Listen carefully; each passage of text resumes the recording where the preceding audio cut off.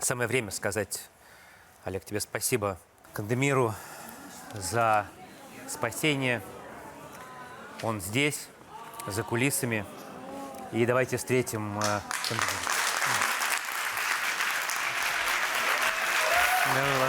Кандемира. Спасибо. Спасибо от души всем за тот день. Благодаря родителям Олега и Алексея Фадеевых, а также Андрея Малахова, страна узнала о подвиге солдата из Тувы Кандемира Лобсанкомбу. К сожалению, один из братьев, Алексей, погиб на поле боя, закрыв собою брата Олега. И только самоотверженность Кандемира не позволила семье Фадеевых остаться без сыновей. Я, конечно, не помню там детали, как меня выносили, там, как к БТРу несли. Какие-то моменты такие мелкие пропоминаю, то, что я видел лицо Лапсана, грубо говоря, когда они несли меня к БТРу. Там шоковое состояние такое было, как бы ни до чего было. У меня на уме только вот это брат.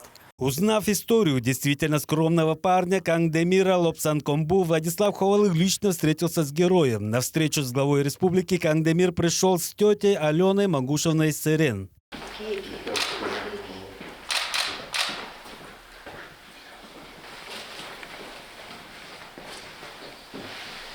Общаясь с Владиславом Тавриштаевичем, Кандемир рассказал, как получилось, что оказался на СВО. По завершению срочной службы молодой человек продолжил военную карьеру по контракту. Судьба профессионального солдата такова, что часто связана с прямыми обязанностями – защищать интересы страны, Родины. Достаточно отслужил, посмотрел жизнь со всех сторон, достойно показал себя. С нашей стороны постараемся оказать всю возможную помощь. Сегодня молодой человек – единственный кормилец в семье. На опеке находятся младший брат и сестра. Когда мама заболела и не смогла ходить, Кандемир полностью взял на себя заботу о ней. И только военная служба на время развела мать и сына. Мы знаем о вашей беде. Дал задачу нашему Минздраву, чтобы рассмотрели все возможности, чтобы оказать медицинскую помощь Алене Ересоловне, вплоть до исследований в различных специализированных институтах. Если будет возможно, постараемся поднять вашу маму на ноги. Понимая, что маме молодого человека Алене Ересоловне требуется постоянный уход по ходатайству главы региона, начальник главного управления регионального МЧС Алексей Артемов пригласил Кандемира Лобсанкомбу на имеющуюся вакантную должность в Шаганарской пожарной части. Мне сообщили, что для вашей семьи в Шаганаре выделяют благоустроенную квартиру.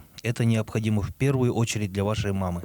Владислав Ховалых отметил, что Кандемир и его мама, воспитавшая достойного сына, обязательно будут отмечены республиканскими государственными наградами. Их выдающийся пример станет важной частью торжественной церемонии вручения государственных наград в правительстве Тувы в канун Нового года. В свою очередь, командование части, где служил молодой воин, подало ходатайство о его награждении. Сайгын Бербю, Азамат Тотчур, Тува 24.